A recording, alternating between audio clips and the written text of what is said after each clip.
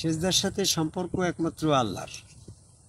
তো আল্লাহ রাব্বুল আলামিন সকল সেজদার মালিক। সেজদার সাথে সম্পর্ক সবসময় আল্লাহর সাথে, কোনো ব্যক্তির সাথে সেজদার কোনো সম্পর্ক নেই। এটা আমাদের মাথায় রেখে সবসময় কাজ করতে হবে। তো সেক্ষেত্রে দেখা যাচ্ছে যে আল্লাহ পাকের প্রতিনিধি তৈরি করার সময় আল্লাহ চিন্তা করলো যে আমি আমার প্রতিনিধি যখন তৈরি করব, তাহলে প্রতিনিধির সাথে আমার সম্পর্ক আর সেজদার সাথে আমার সম্পর্ক। লক্ষ্য করো কথা, সেজদার সাথে আল্লাহর সম্পর্ক আর আল্লাহর সাথে প্রতিনিধির সম্পর্ক। তাহলে প্রতিনিধি প্রতিষ্ঠিত করতে গেলে সেখানে সেজদা নামের সিলটা মেরেই তো ওটা আল্লাহর প্রতিনিধি প্রমাণ করতে হবে। যেমন ইউনূস সাহেবের সই, এইটা সইটার সাথে ইউনূস সাহেবের সম্পর্ক।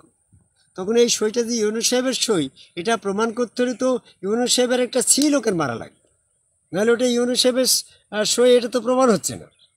ঠিক সেজদা নামের সিলটা যখন আল্লাহর প্রতিনিধির পরে মারা হবে, তখনই সেটা আল্লাহর প্রতিনিধি বলে প্রমাণ হবে। এই জন্য আল্লাহ চিন্তা করলো যে যখন আমি আমার প্রতিনিধি নির্ধারণ করব, তখন সেখানে তোমরা সেজদা করবে। এই ছিল কথাটা।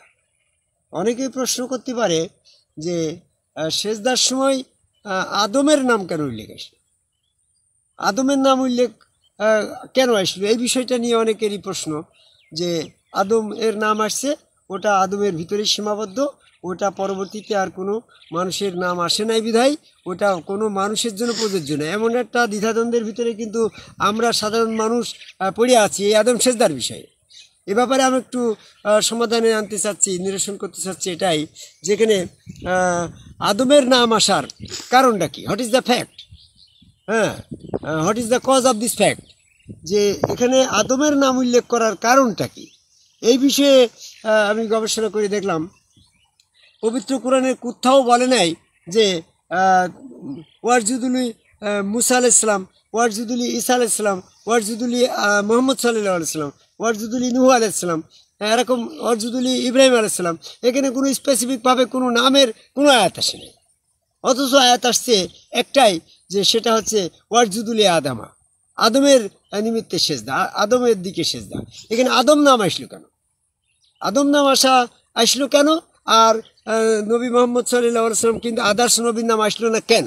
এই দুইটা কেন অ্যান্সার তো আমাদের কোরআন গবেষণা করে কোনো মৌলানা মুফতি সাহেবরা এ পর্যন্ত দেয় নাই। কারণটা তো প্রশ্ন জিজ্ঞাসা তো সাধারণ মানুষের রয়েই গিয়েছে গো। কি গো মাসুম, কথাটা এরকম না? এইখানে কি কথাটা, সেখানে আমি একটু কথা বলতে চাচ্ছি। আমার ইতিপূর্বে যারা ভিডিও দেখছেন তাদের দৃষ্টি আকর্ষণ করে আমি বলতে চাচ্ছি, আপনারা সমস্ত ভিডিওর মুভমেন্টটাকে একটা সাইড করে এখন আমার কথার দিক, এই কথার দিকে আসেন, যে সেখানে আদমের নাম আসলো কেন, আর আদমের পরবর্তীতে যত নবী এসেছে তাদের নাম সেজদার উল্লেখে আসে নাই কেন? এটার উত্তরটা একটাই, যে সেজদার সাথে তো ব্যক্তি মানুষের সম্পর্ক না। যদি ব্যক্তি মানুষের সম্পর্ক থাকতো তাহলে পরে মুসা আলাইসালামকে সেজদা করো, ঈসা আলাইসালামকে করো, ইউসুফ আলাইসালামকে করো, মোহাম্মদকে সেজদা করো, ইব্রাহিমকে করো, এরকম নাম আসতো। সেজদার সাথে সম্পর্ক কার? আল্লাহ। আর আল্লাহর সাথে সম্পর্ক হচ্ছে আল্লাহর প্রতিনিধির। আল্লাহর প্রতিনিধি প্রমাণ করার জন্য তখন সেজদা। এই জন্য আদমকে আল্লাহ পাক প্রতিনিধি করেই তৈরি করছে, আল্লাহর প্রতিনিধি হিসাবে তৈরি করেই সেখানে আল্লাহর প্রতিনিধিকে সেজদা করতে বলছে। এই জন্য ওই মুহূর্তে আদম হচ্ছে আল্লাহর প্রতিনিধি ছিল, এই জন্য ওখানে আদমের নাম আসছে। আর পরবর্তীতে কোনো নবী জন্মসূত্রে আল্লাহর প্রতিনিধিত্ব পায় নাই। হয়তো মোহাম্মদ সাল্লাল্লাহু আলাইহি সাল্লাম পাইছে 40 বছর পরে। যদি এখানে মোহাম্মদের নাম আসতো তাহলে 40 বছর আগেও তো সেজদা প্রযোজ্য ছিল, ফরজ হয়ে যেত। কিন্তু সেজদা তো ব্যক্তির সাথে সম্পর্ক না, সেজদা হচ্ছে রেসালতের সাথে সম্পর্ক, আল্লাহর পাকের প্রতিনিধিত্ব প্রাপ্তর সাথে সম্পর্ক। রেসালত প্রাপ্ত যখন হবে তখন সেজদা হবে। আর আদমের নাম উল্লেখ আসার কারণ হচ্ছে আদম প্রতিষ্ঠিত হওয়ার পরে যদি 100 বছর পরে প্রতিনিধি পাইতো তাহলে কিন্তু আদমের নাম আসতো না। যেহেতু আদম তৈরি হওয়ার সাথে সাথে প্রতিনিধিত্ব পাইছে, রেসালত পাইছে, এই জন্য ওখানে সেজদার সময় আদমের নাম আসছে। আর আদার্স কোনো নবীর নাম না আসার কারণ হচ্ছে ওই সমস্ত নবী দীর্ঘদিন পরে রেসালত পাইছে, ওই তখন রেসালত বরাবর সেজদা গেছে, ওখানে আর ব্যক্তি নাম উল্লেখ আসার প্রয়োজন হয় নাই। আরও understand answer of your questions?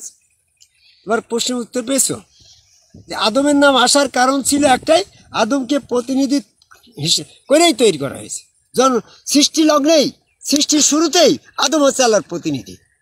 আর প্রতিনিধির সাথে প্রতিনিধি প্রমাণ করতে গিয়ে তখন এখানে আদমকে সেজদা করে এই নাম আসছে, আদমের নাম আসছে ওয়াজুদুল আদম। আর অন্যান্য নবীগণ যেমন নূহ আলাইহিসসালাম কিংবা শীসা আলাইহিসসালাম কিংবা ইব্রাহিম আলাইহিসসালাম, এরা প্রতিনিধি প্রাপ্ত হয়েছে অনেক পরে। যখন প্রতিনিধি প্রাপ্ত হয়েছে, প্রতিনিধির কারণে সেখানে ট্রান্সফার হওয়ার সময় সেজদা করছে। যেমন নূহ আলাইহিসসালামের কাছে যখন এই জিবরাইল আলাইহিসসালাম এসে রেসালত দিল বা সে ওহী দিল, তখন সেখানে সেজদা জিবরাইল আলাইহিসসালাম নূহকে সেজদা দিয়েই তার প্রতিনিধিত্ব দিল। এভাবে সেখান থেকে চালু হইল। এভাবে মুহাম্মদ সাল্লাল্লাহু আলাইহি সাল্লামকে যখন প্রতিনিধিত্ব দান করলো সেখানে সেজদা দিয়ে, তখন সেখান থেকে শুরু হইল প্রতিনিধিত্ব। তাহলে প্রতিনিধি রেসালত খেলাফত যেখানে শুরু, সেজদা সেখান থেকে শুরু। যেহেতু অন্যান্য নবীদের প্রতিনিধিত্ব রেসালত এই প্রাপ্তিটা পরে আসছে, এই জন্য সেখানে নাম উল্লেখ আসে নাই। আর আদম আলাইহিসসালামের কাছে নাম উল্লেখ আসছে। আদম আলাইহিসসালাম সৃষ্টি লগ্নেই, সৃষ্টির থেকেই প্রতিনিধি নিয়েই সে সৃষ্টি হয়েছে। এই জন্য সেখানে প্রতিনিধি আদম, সে আদমের নামে আদমকে প্রতিনিধি প্রমাণ করার জন্য সেখানে সেজদা হয়েছে। তাহলে সেজদার সাথে আল্লাহর সম্পর্ক, কোনো ব্যক্তি মানুষের সম্পর্ক না। আর আল্লাহর প্রতিনিধিত্বের সম্পর্ক ছিল ওই সময় আদমের সাথে। এই জন্য ওয়াজুদুল আদমা, আদমের দিকে সেজদা, মানে আদম তো আল্লাহর প্রতিনিধি, তাই সেখানে আদমের নাম আসছে। আর অন্যান্য নবীগণ, অন্যান্য যারা রসুল, তারা রেসালত প্রাপ্ত যখন হয়েছে তখন সেজদা পেয়েছে। এই জন্য সেখানে জন্মসূত্রে কেউ রেসালত নিয়ে জন্মায়নি। এই জন্য জন্মসূত্রে রেসালত নিয়ে জন্মায়নি বিধায় সেখানে সেজদার সময় তাদের নাম উল্লেখ হয়নি। আর এই আদম আলাইহিসসালাম জন্মসূত্রে সৃষ্টি শুরুতেই রেসালত নিয়ে, প্রতিনিধিত্ব নিয়ে জন্মগ্রহণ করছে, সৃষ্টি হয়েছে। সেই জন্য সেখানে তার প্রতিনিধি প্রমাণ করার জন্য ওয়াজুদুল আদমা, আদম শব্দ আসছে।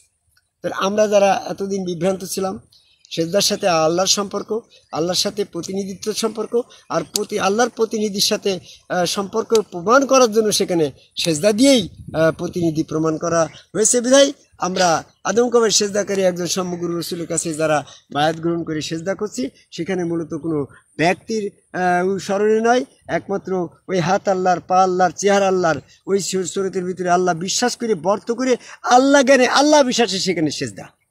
যেখানে তুমি বিশ্বাস করবা সেখানে সেটা সেজদা করবা। যদি এই জায়গায় আল্লাহ রসুলের পরে এই বিশ্বাস যারা না করলো, হ্যাঁ, তারাই কাফের। সূরা আল ফাতির 12 নম্বর আয়াত। কাফেরদের জন্য শাস্তি রয়েছে। তো বর্তমান আদম কবাই সেজদাকারী সম্মুখ গুরুগণ যখন বর্তমানে রসুল, এই রসুলের হাত আল্লাহর হাত, রসুল সুরতে আল্লাহ বিশ্বাসে যারা সেজদা ভক্তি করে, ওখানে বিশ্বাস করে যারা সেজদা ভক্তি করছে তারা মোমেন। আর এই বর্তমান সম্মুখ গুরুকে যারা রসুল হিসাবে বিশ্বাস করছে না, তারা হচ্ছে কাফের। এই জন্য যারা এই বর্তমান রসুলকে বিশ্বাস করছে না, আল্লাহ বিশ্বাস করছে না, তাদের জন্য তারা কাফের। কাফের জন্য শাস্তি রয়েছে। সূরা আল ফাতির 12 নম্বর আয়াত। তো আমরা সেজদা নিয়ে বিভ্রান্তি না করে যার যার গুরু তার তার রসুল, রসুল সুরতে আল্লাহ বিশ্বাসে আল্লাহকে সেজদা করছি, কোনো ব্যক্তি মানুষকে নয়। জয় গুরু।